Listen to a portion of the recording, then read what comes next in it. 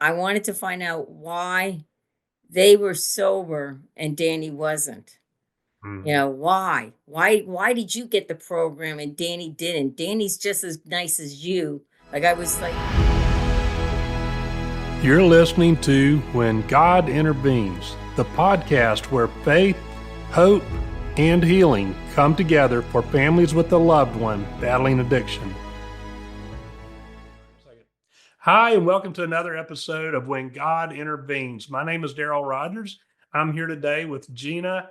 And Gina, I apologize. I didn't make sure that I know how to pronounce your last name correctly. Is it Economopoulos? Am I correct? perfect. Oh, Perfect. good. I can't Yeah, believe I got just it say it right. once. That's it. You got it. Well, great. It's good to meet you. I'm so glad you were able to make it today and to be able to share your story with my listeners. I was just looking at your information online a little bit earlier, and I know that you used to be a nun. And That's I know correct. Yep. you share with me that you live in New Jersey now, and I know you have a story around addiction and your journey and some of the other things that happen along the way. And so, why don't you just start out and introduce yourself a little bit further, and just get right into your story? That sounds great, Daryl. First of all, I want to thank you and all your listeners for allowing me to be here to share my story because it's a passion of my heart, of my own personal experience. Yes, my name is Gina, and I grew up in New York. I'm a Long Island girl, one from our eight. I'm one of eight kids, the seventh child, and had a great childhood. No, really, no complaints. My father was a hardworking Greek father, and my mom was an Italian who was a typical house mother raising eight kids. And she said that is the hardest job. Like they don't back then, like, how come they don't give us credit? And but yet in my eyes, seeing my parents, I was like, oh, that's what I want to do. I wanted to get married at the age of 18 and have eight kids by 25. But I mean, that was my dream. Uh-huh. I was very much more with the traditional family, and I grew up like that, and so that's what I wanted. But in the long run, in hindsight, it did not happen that way. So I guess God intervened back then without me realizing it.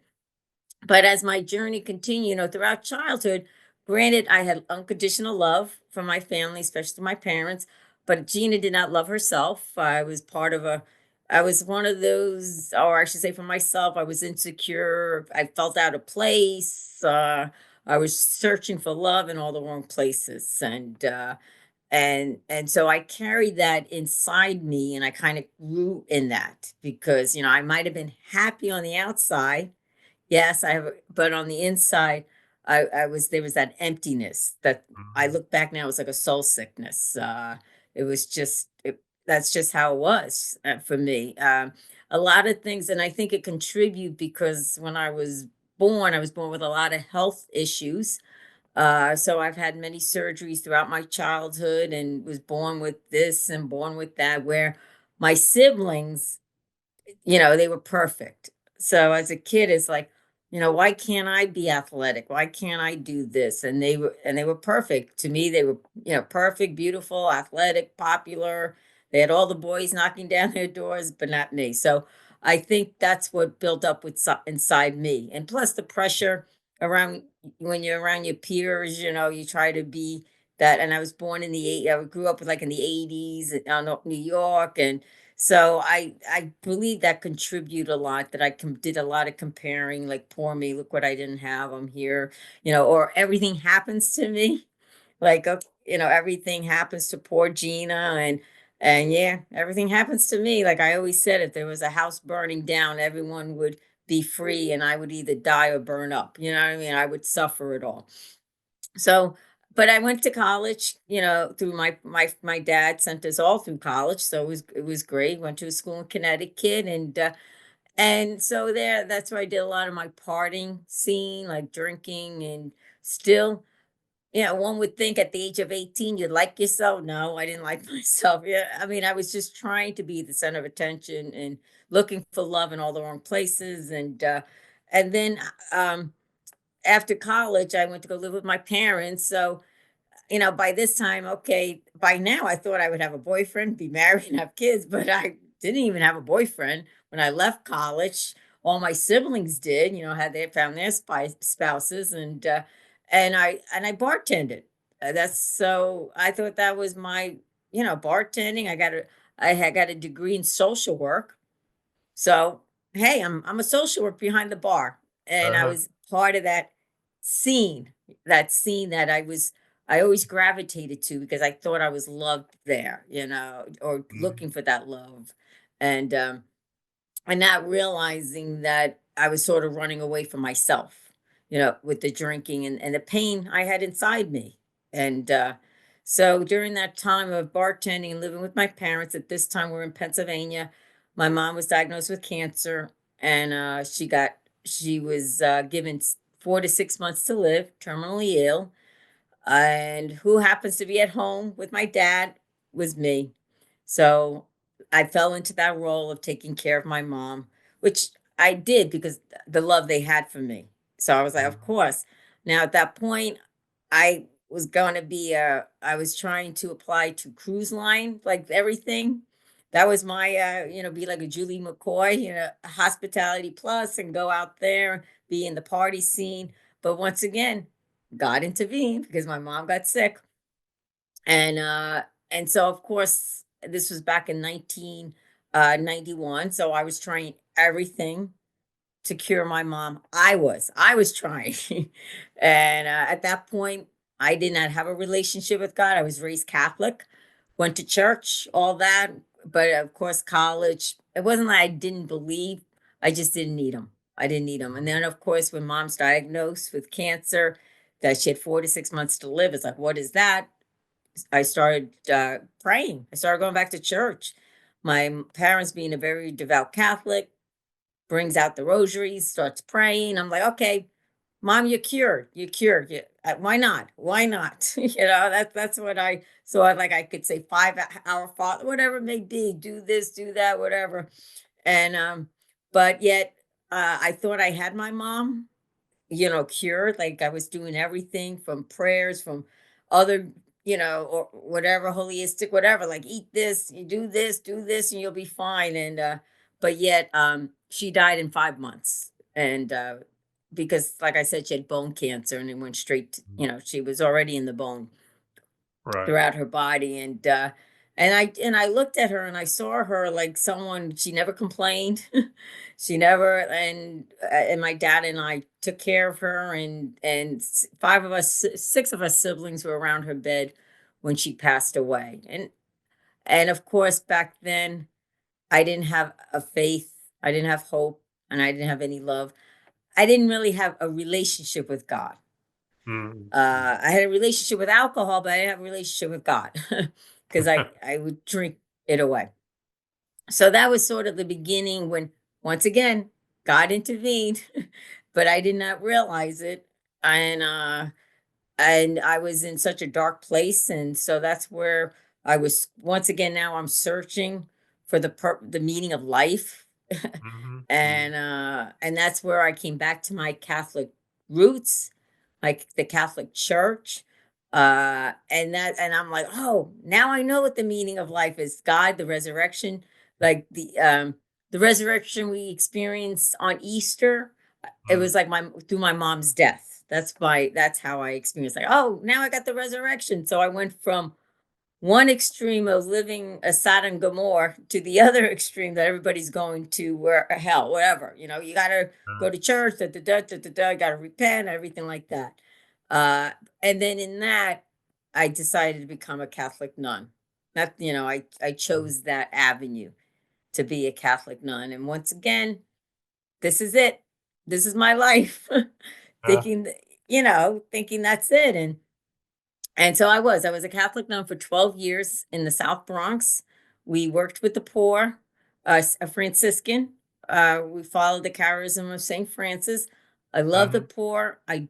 Uh, by nature, I have a heart of service, always giving, I always love. And so yeah, in a way, I did love being a nun in that form of fashion. I did make my vows. I married God, I married Jesus, I gave up my life of, I made a vow of poverty, chastity, and obedience for the rest of my life. This is it. But but in a nutshell, well, I left the nunnery. As you could tell, I'm not a nun anymore. It was back in 2008 that I left. I was in my 40s. I left. You want to say on good terms? I was depleted. I was broken when I left. During my experience as a nun, there were blessings, but then yet I suffered a lot. Whether it was rejection or it was just suffering. I just was, in other words, I look back, my personality, we just clashed. We just clashed. So, so when I left, I was at this point, God was still in my life, but Mhm. yet I'm like, I married him, and now here I'm not a nun anymore. And the community said that I was going to be with them with the rest of my life, like this, and just through a lot of pain and suffering. They sent me away, all this stuff, to find some help. They thought I needed help, and when I left, like the last words they said to me is like, "Oh, you don't belong here anymore," and I'm like, "What?" After 12 years, I gave my blood, sweat, and tears to you. You're telling me now I don't belong here? Now, mind you, Daryl, I was still like broken on the inside. Yeah. Mhm. To be honest, I was broken when I went into the sisters. I was still looking for that love and that acceptance Mhm. and from someone, thinking, okay, now it's the community now, because because I'm a person that everybody loves. I mean, or you cannot Uh, love me. I have a uh, personality plus, even as a nun, I was a very famous nun.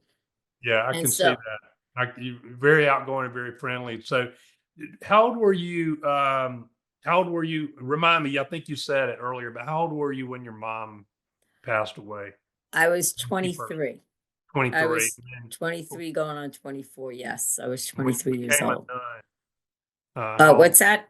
Yeah, when you became a nun, how old were you then when you went in? I was about 29. Okay, okay, all right. So Yeah. you said you did that about 12 years. Yes. Okay, all right. So, all right. So pick up with the story. I'm sorry to interrupt you. No, no, don't be sorry. Feel free to. I mean, this is a free flow conversation. If you Yeah. have any questions, I mean, I'm sort of sharing the surface of it. As you know, Uh-huh. I did write my journal. I wrote my book, and it was just published. But yet, here I was a nun. I left the nunnery, and then I went to go live with men with disabilities, Down syndrome, autistic, because I didn't know what to do. This was in the year 2008. I'm in my 40s now, 41, 42, 42 Mhm. just about, and didn't didn't know nothing, nothing. I didn't know how to relate. I knew how to drink because believe it or not, in hindsight in the convent, I mean there was drinking. I was drinking then. Not to excess, but I always felt like I was drinking as a security blanket to get away from the pain, to get away. And at the end of my uh religious life, the superior did say that I was drinking too much. I'm like, not me. I'm Gina. I'm sister. Not me. Like this. And but in hindsight, it was, if I wasn't consumed in the body, it was in my mind. Of just because for me, drinking was getting away from pain. Was running away from myself. So that's what I was Mhm. doing. And so when I came to live with the men with disabilities, I knew how to drink, so I would go back to my bar scene, yeah, plus take care of the men there, and that was where that I did that for 2 years, and it was a transition time because I was broken. I was totally broken. It was like a divorce. It was like a loss. It was a grief in itself. I mean, I already grieved for my mom. And this is a different kind of grief. I felt rejected, betrayed. Not only rejected by the community, but also a little bit by God. It's like, what's going on in my life? Why is this happening to Gina? Oh, everything happens to Gina. That's like my motto, on my head up until that Uh, time. And granted there was many blessings and I had a relationship, but there was something still empty inside me. So after being with them for 2 years with the men and women with disabilities, where I experienced a lot of healing because they love you unconditionally. It was easy to get back in the world. Like, I had to learn how to turn the TV on, get a laptop, get a phone, like things like that. What kind of clothes to wear, because a lot of the clothes I picked out looked like nunnery clothes. I was like, so after in 2 years for that, I was tired of serving because I did so much service, even as a nun and prior and before. And it's like, you know what, I want to do what Gina wants to do, and that was to go to the beach, and that's how I ended up here on the Jersey Shore, uh, finding a winter rental, coming to the beach, and living. And my dad, he was alive at the time, so thank God he helped me out. He's always supported me wherever I was. He says, "Don't worry, we'll make lemon out of lemonades," like things like that, or lemonade out of lemon, whatever, like that saying goes. And Mhm. he's like, when a door closes, a door open. He was always very supportive. He was very non-judgmental, and even though I was hurt by the community, so that he just was like, okay, we just got to keep moving forward, got to keep moving forward. And I did. And so, like I said, I got a winter rental here and I had to get a job. And so I went back to bartending because I was just like, what am I going to do? I was tired of serving, social working, or helping someone else. I wanted to do what Gina wanted to do. And the only thing she knew how to do was bartend, besides, you know, helping someone. Uh-huh. Uh, I'm not business oriented, or whatever, I don't have the mind for business. If anything, I would give everything away. That's just my Uh-huh. by nature. And so I bartended, found a job bartending, and maybe within a few weeks, a gentleman came in. His name was Danny. Comes in for a beer, sits, and we talk. Because you're right, I could talk to anyone. Just put me in a room, and I could find out everything about anyone. And Uh-huh. so we were talking, and then he started coming by again, right, on a regular basis, and we started dating. And I didn't tell him I was a nun because I didn't want to scare him. Because all the other guys prior, I would talk about, and I was a nun. I did this happen and this happened, and I never heard from them. I never knew why. I was like, okay, my first date, because at this point I realized my vocation to religious life had come to a close. So I was in another second vocation, finding someone, marriage, etc., whatever. And so here, I'm thinking with Danny, this is it. And when I did tell him I was a nun, he didn't run away. But then comes to find out that I came to find out that he was an alcoholic and he was drinking. And that was my first encounter really with an alcoholic, because I always thought an alcoholic was a bum under the bridge with a paper bag. Mhm. Even as a nun, there was this one guy who was a bum, but I always told him, go to confession, go to the church, and you'll be cured. Not realizing. So here, Danny, come to find out he's an alcoholic. He was drinking at the time, and I didn't really know, like I said, and he encouraged me to go to Al-Anon, which is a 12-step program for those who are suffering with alcohol or any addiction. And so I did. I went to an Al-Anon, and I went there figuring how I could stop him. What can I do if I say this, if I say that? And he did. He stopped. Back and forth. He stopped. Went away. Had rehab, because as we know, those with addiction or alcoholics, they're great people, just simply sick. That's what I come to. Right. You're a Yeah. great person, you're just simply sick. But I could not separate that in the beginning of my relationship with him. I thought, well, if you love me, you could stop. And Uh-huh. which that's what we all think. And I don't think, I think that's a healthy thought, because we don't know. I did not know at the time. And so he did. He's trying to stop.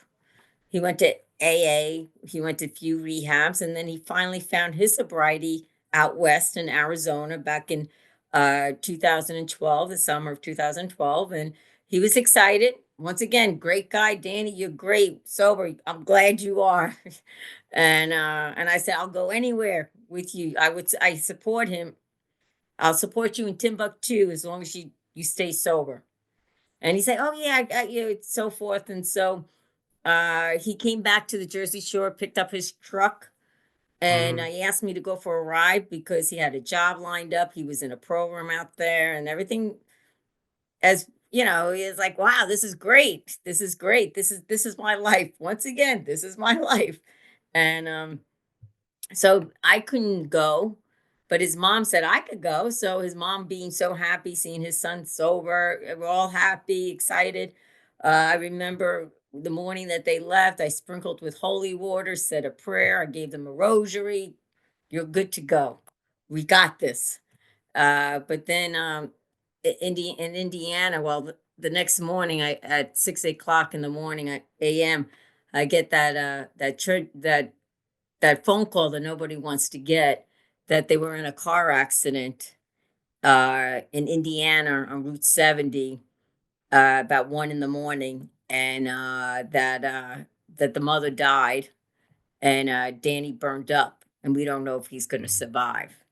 And so I'm like, why me again? I mean, like, I'm like this, like, here he's sober, even, and I have to say he was sober for 60 days when this happened, but still Uh, one day is great than any day, no days.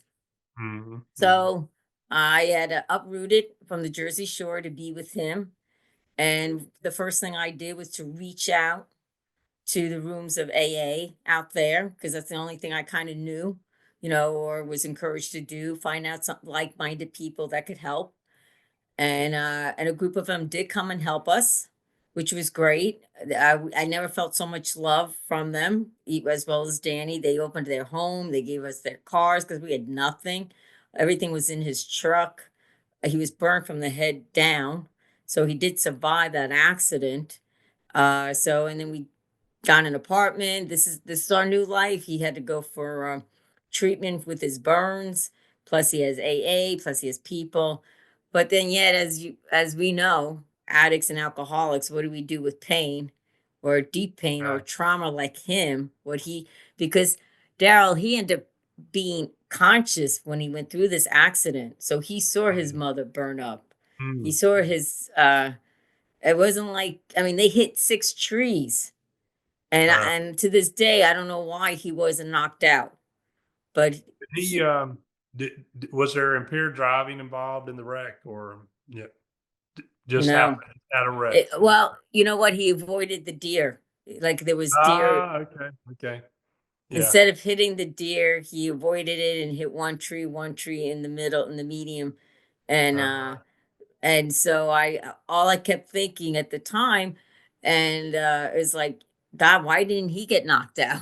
I mean, if you think Mhm. about it, you hit 6 trees, and we thought he got knocked out, but he didn't. He Mm, told me, he says, gee, he says, I saw mom was dead before the burning came. And he said, mhm, I couldn't do anything. I was trying to save her and I wanted to die. So he mhm. knew before anybody else knew that his mother died on impact. It Uh, wasn't from the fire, it was impact I and then see. burned. Mhm, So what does another alcoholic would do? He picked up again, and I was crazy because I did not understand. I wasn't. I don't understand. I didn't understand as much as I understand now about the disease of alcoholism, and so I went along the way I was feeling back then, the way that I flipped out. I kind of relapsed. I wasn't drinking because he was drinking, but I was just like, I can't believe it, like anyone, like I should say what I did. I kicked him out. You go find help, thinking, okay, he's gonna go get help. And he was trying, and he got an apartment right down the block from me. And then 6 months later, in March of 2013, uh, I found him dead in the apartment from the disease. He just mm, simply fell and hit his head. And so Daryl, that's where my heart was shattered. Yeah. God, at this point, I was trying to hang on to God. At this point, I didn't want nothing to do with God. I didn't want nothing to do with anyone. I didn't want nothing to do with life because I'm thinking, okay, now I'm in my 40s, mid 40s. I'm like, you know what do I have to live for? And not that I would kill myself, but I was just like, it doesn't matter. Whatever I touch is gonna, melt away, or a wrench will come in. Like nothing good. I'm not good enough for something good to happen to me or for me. Everything was happening to me, and Uh-huh. so so with his that incident of his death, I was in Indiana still, and I like I said, died too. I came back to the East Coast. I was a lost pup. I was broken. And at this point, I started writing out my feelings, like journaling. I journaled my feelings regards of what's happening. And then a lot of the feelings from being a sister, a lot of the feelings of growing up, it all come up that I wrote like 180 pages, put that aside. And when I came back to the Jersey Shore, I was just like a nomad, one would say. I was just a wanderer. Um, I was simply existing. I just was like, why am I here? Because I mean, Jersey Shore was not my home place. I was here I met Danny here, thinking this was it. And then I did get a job, and then for some reason, not for some reason, maybe this is when God intervened without me realizing it. Again, I went into a room, an AA meeting, because I wanted to find out why they were sober and Danny wasn't. Mhm. Why? Why did you get the program and Danny didn't? Danny's just as nice as you. Like I was like comparing, like, and the first meeting I went to was just an open speaker, and I went there crying. I'm sitting in the back, and a gentleman came up to me. Turned out that he knew Danny. I was like, so, and he invited me to go to other meetings, to close meetings. And I'm like, I'm not an alcoholic. You guys are.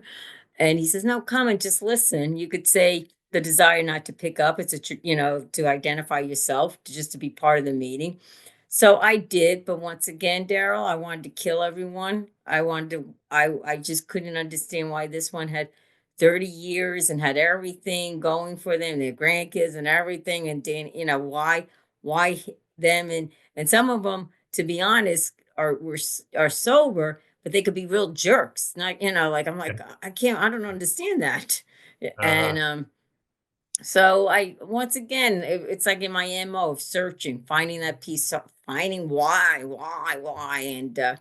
and during that time, I was going every day to this meeting, closed meeting across from the beach, just crying and everything. And then I came to realize 9 months or 10 months after I was going to this meeting that I'm an alcoholic. And that's where God intervened. God did for me what I could not do for myself.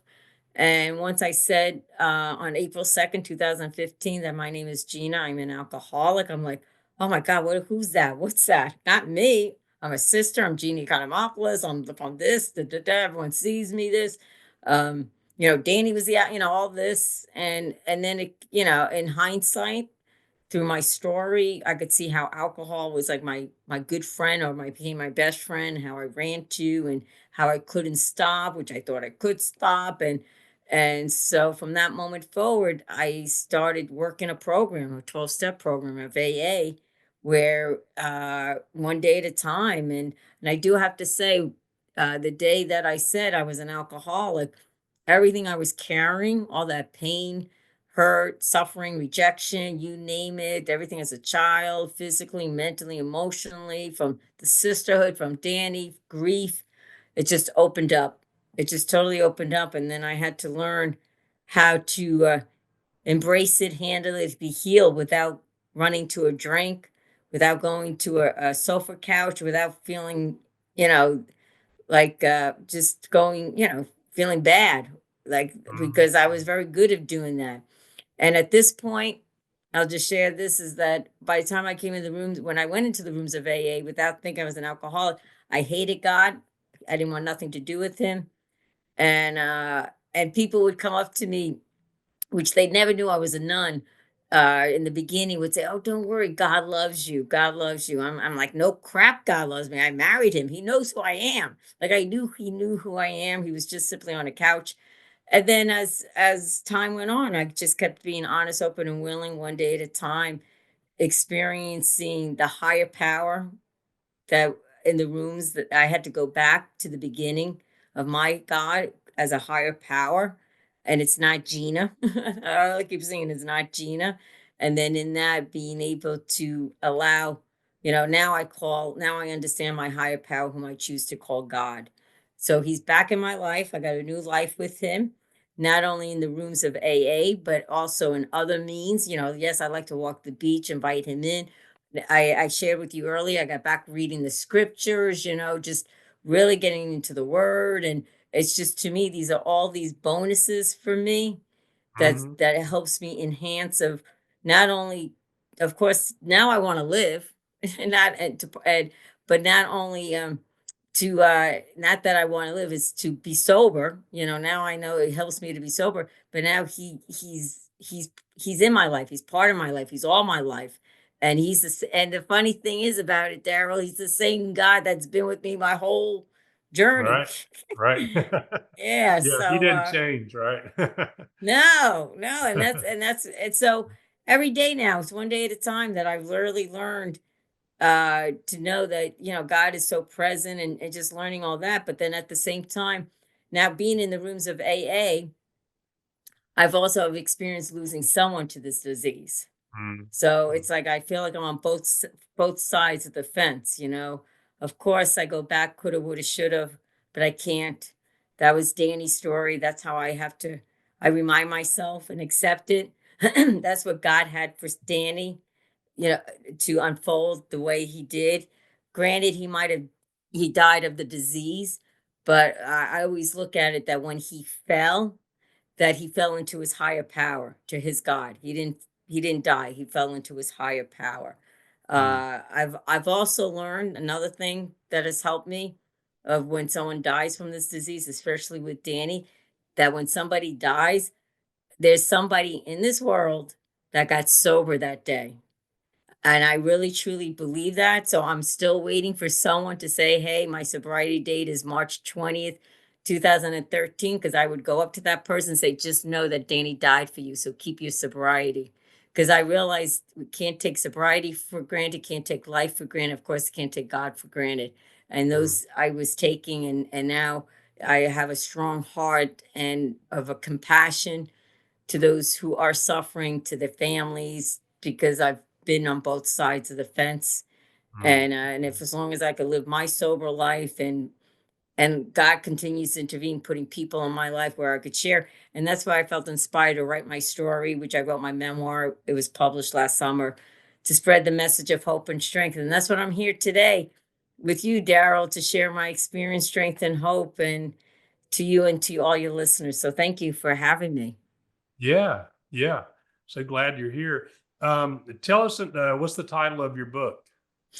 Shake the dust off your feet and walk. And it's available Okay. on Amazon. Okay. Okay. Good. Um, that's great. I'm gonna have to get that. I'll have to read it. So it just published recently, or yeah. Yeah, it's since August. August it Okay, was August. published. So that is, to me, it's this whole new of spreading the word, promoting Hmm. it, whatever you want to say, just to touch at least one person, to tell them Yeah. that they're not alone in any Yeah. of this. There's so many similarities in our stories. I know might not seem like it on the surface, but as you were telling your story, I was just making.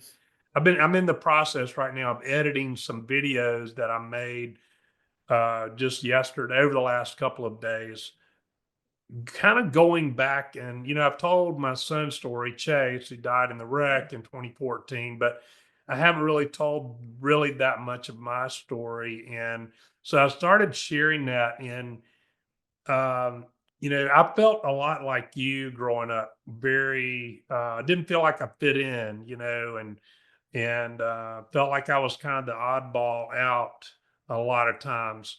And I shared in a couple of those videos, there was a time when um, I don't remember exactly how old I was. Still pretty young the first time. I had a little accident. We played rough back in those days, and pretty much everybody I knew had a broken bone. All the boys, somewhere.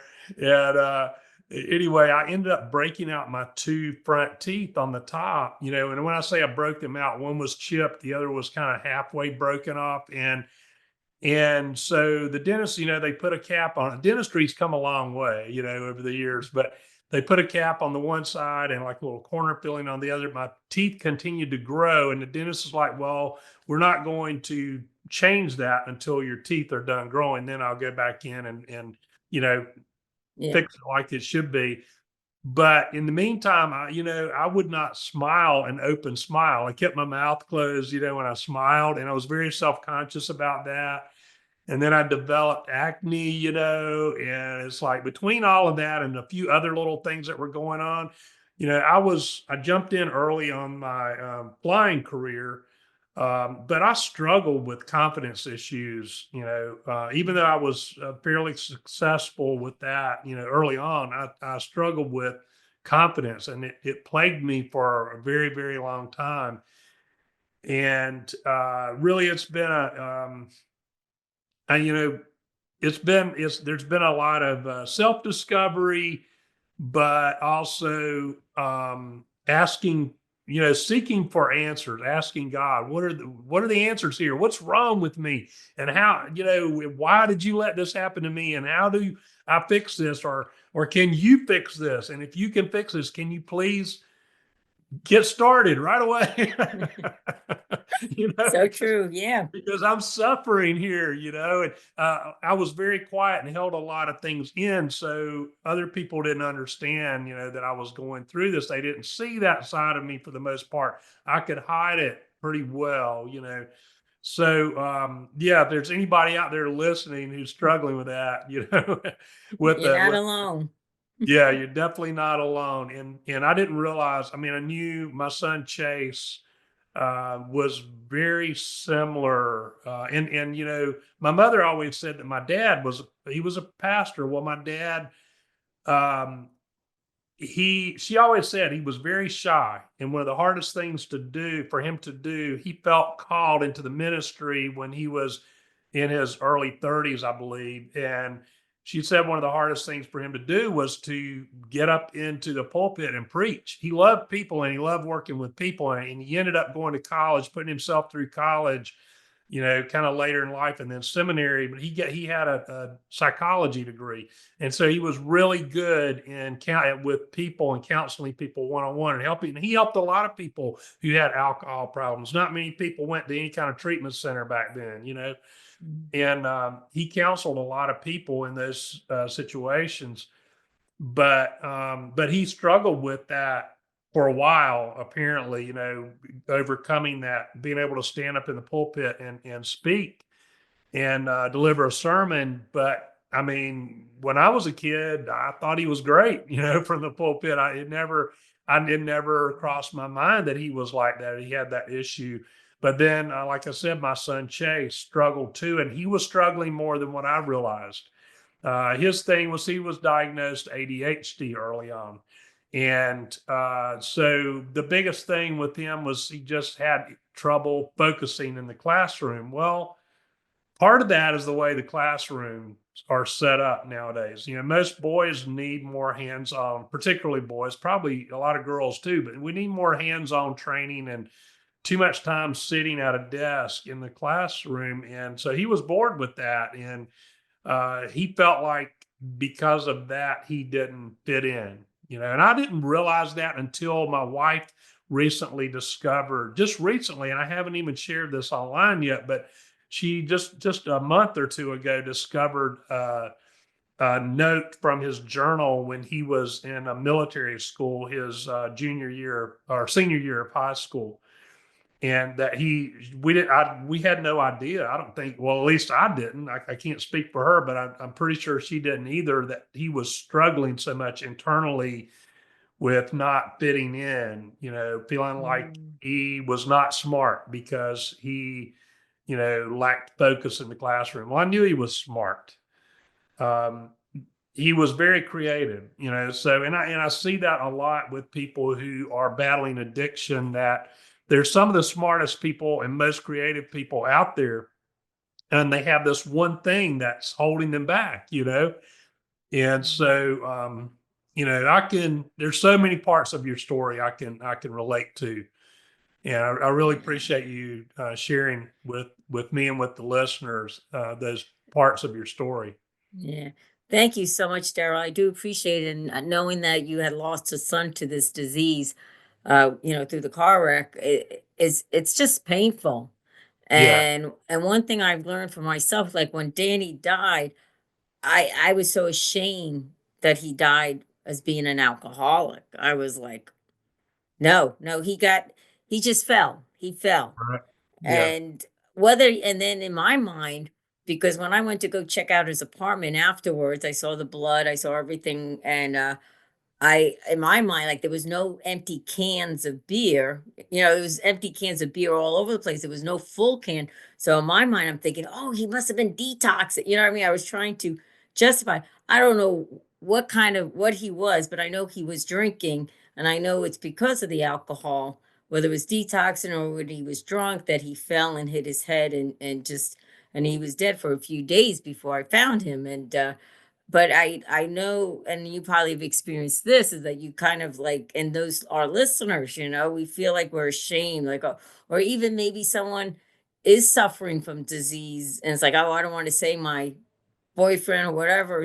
But there's nothing to be ashamed at. They're just great people that are simply sick. And I always look at it that now I look at, not that I always, but now, but it takes a lot to say, okay, this is God's story for them. This is God's story, and this is how it's unfolding. And for some, just keep loving unconditionally, follow your heart, whatever, things like that. So, and as you know, when we go through life, we learn a lot in hindsight. Like, Yeah. aha, wish, Oh, yeah.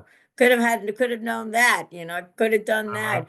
But Uh-huh. then yet, where would I be today if I knew that? Or if Danny stopped, where would I be today? Because today, Daryl, I'm the most happiest person to myself. Like, I'm comfort in my own skin now. I Mhm. belong here. I'm happy, joyous, and free within my heart. Doesn't matter on the outside, but within, which that's the one thing I was longing for my whole life. The So, struggle is part of our story, is part of what is we have to go through the struggle to get to become the person that God created us to be. We amen. get stronger through the struggles. And I was just I know I had another thought along those lines. I mean, the losing my oldest son, that was part of my struggle. And it's probably been the hardest part that I've ever been through. But I know what I was going to say, thinking about Moses. Look how many years Moses wandered in the desert before God brought him and used him to lead the Israelites out of Egypt into the promised land, or to the promised Mhm. land. He didn't get to see it, or Yeah. didn't get to enter it. But but all those years in the desert, I mean, it's character building. We build character over time and we grow spiritually, and it's just part of the human condition, that I think the quicker we embrace that we're damaged goods. We're people we are broken people. We're living in a broken world, Yeah. and so the quicker we can embrace that and lean into the pain of it and learn from it, the quicker we can begin to grow and grow into that person, and allow God to shape us and mold us into that person Mm. that He created us to be. Yeah. That, Amen. I totally agree with you and hear what you're saying, and it's so true. And it's ironically that you just said, like, lean into our pain, and that's what I've been learning. Is like we lean into God, lean into the pain, and in the long run, like, I'm just thinking it right now. I mean, not that I have to think about this or pray about it, but leaning into my pain is like leaning with God in that pain because Jesus did the ultimate pain for us. So as we're leaning, I mean, I just thought of that. I mean, not that Yeah. Wow. I'm no theologian or no nothing, but yeah, when you had said lean into the pain, I'm like, then why should I be afraid of leaning into my pain knowing that God is there? But I am a human, but yet, Yeah. Yeah. like leaning into the cross, leaning into, there's there's no reason because ultimately God is there, and the taste of his glory is with that pain and everything. So, but that's enough of me. Sorry. I just now I'm No, going no, it's I'm great. We're gonna having have a great. to I'm gonna have to pray about this and write it out in my little tangent of my Yeah. theologian 101 Gina style. We're having a great conversation here. I think it Yeah. really you're really making me think deeply about some of these things. And you're just you're a great person, Gina. You're really a sweet lady, and I've really enjoyed talking to you and getting to know you better. And I would say that God has intervened on my life today Same in here. having Vice versa. you come in and meeting you and having you be a guest on the podcast. And man, that's been great. I just feel Thank like you. I want to have I want to continue the conversation. We have to do this again sometime soon because I feel like I'm learning from you, just through the conversation is causing me to. I love to have conversations with people that make me think more deeply. And you're one of those people. And so I've really enjoyed it. Yeah. Well, vice versa. Like I said, lean into pain. That's what I'm going to take away from in a positive way, not in a Yeah, fearful way, absolutely. because we Yeah. still have pain today. Life goes on. Yeah. So And thank that you. that leaning into the pain it requires a step of faith. We have to take a step of faith because being human, we do have doubts, and we do often doubt God and doubt His power and His sovereignty, and the more we have to grow that faith muscle to be able to say, okay, I don't know how this is going to work out, God, and I know you're leading me down this path. It sure is painful or seems painful. I don't know how to do this on my own, but I'm going to just step out in faith and have faith that you're going to get me where I need to go. You know, Yeah. and Yeah. So true. And also sometimes I'll say, God, I don't like this, but I'm going to put my trust in you. Like, I yeah, don't like it. I don't like what you're doing, but if this going to help me, because to me, for me, it's just being more honest. Like, and he knows my heart. He knows I don't like it. So it's like, why not tell you that? So, right. you Uh, know. But so anyhow, let me ask you this just really quickly before we wrap it up. My listeners are mostly women from I shared with you earlier in there, and it's not just women. There are men also as parents, but um, it turns out it's mostly the moms. It's mostly the moms between about the ages of 40 to 70 who are the majority of my listeners, and they have most of the time they have a son or daughter battling drug or alcohol addiction. Now, sometimes it may be another loved one. It could be a sibling, it could be a fiance, just like in your situation, or a boyfriend or girlfriend or something along those lines. But it's usually someone who has a loved one battling addiction. And is there anything else that you would like to say to them? Like I know we've covered a lot of territory already. yeah. Is there anything else that comes to mind? I just say, don't give up on your faith or on God. Just don't give up because, and of course, yeah, like yeah, just simply don't give up, and that you're not alone in the whole situation, and just know that that loved one has their story, and but just, I mean, there's so much but there's so much grace out there for us to receive to help that loved one, whatever it may be. But ultimately, I just, continue to grow your relationship with your God or your faith, and things do work out for the greater good. I can't tell you what the greater good is, but it's for the greater good. But yes, I tell your listeners that I share with your listeners that you're all in my prayers. Just don't give up, keep praying. And also, one thing I've learned with Danny's death is that, of course, in Al-Anon, you hear like the three C's: you can't cure, you can't control it, and you can't cause it. That's one thing that keeps says it, which is true, and you got to Mm, find it in your heart. But I always say the fourth C: you can have compassion. And what is yeah. compassion? It doesn't mean you're taking away their pain, but you could suffer with them, like compassion, like Jesus, have Mm, compassion. mhm, mhm. So that's my fourth C. Okay, that's a good one. I like that. And so where can people find you online? I know you have your book. I Tell us the name of your book one more time, and then if you have a website, tell us about the website.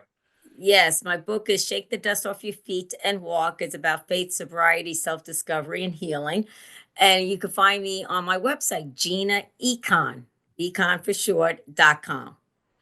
And then Okay. that's where you can find the book, or the book's on Amazon, or it's it's a message of hope and strength as well as sobriety. And yeah, so but that's it. Well, good. Good. Thank you so much, Tina. Thank you, Thank you Daryl, for again. having me. Yeah. Thank you. Thank you. Thank you for tuning in to When God Intervenes. If you found today's episode helpful, please subscribe and leave a review. Your feedback helps us reach more families in need of hope and healing. For more resources and support, visit our website at thefamilyrecoverycoach.com. Until next time, stay strong and keep the faith.